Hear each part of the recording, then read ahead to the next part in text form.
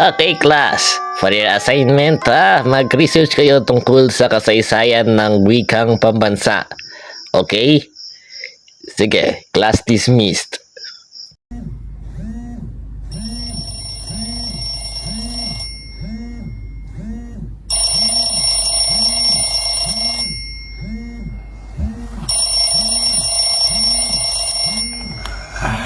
Anong oras na ba? Malapit na pala magsasara yung library.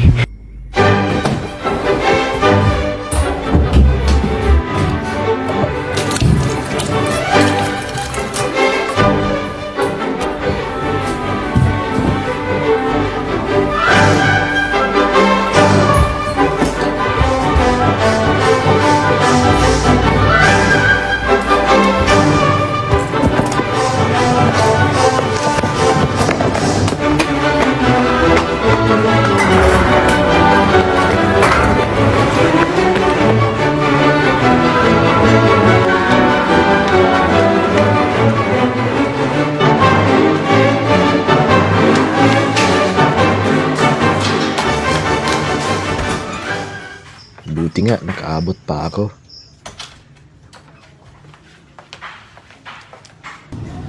Excuse me po.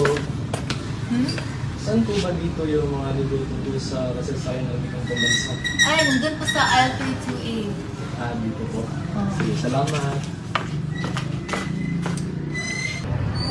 Dito? Ang daming libro ah. Saan ba yun? Saan kaya yun? Eto!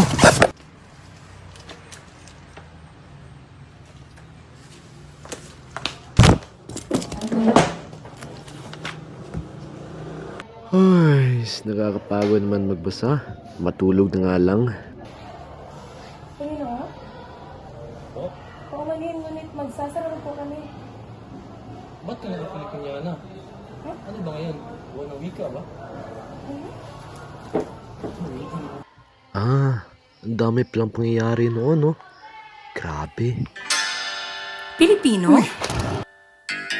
Sa taong 1959, pinirmahan ni Jose E. Romero. Pilipino ang katawagan ng wikang pambansa ng Pilipinas.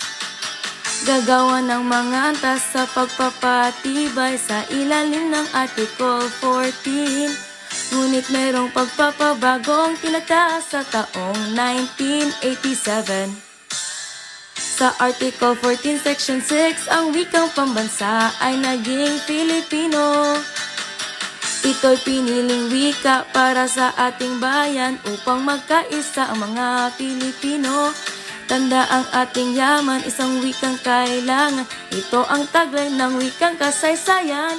Tayo ay nagkaroon ng wika, ito ang diwa ng ating kalayaan.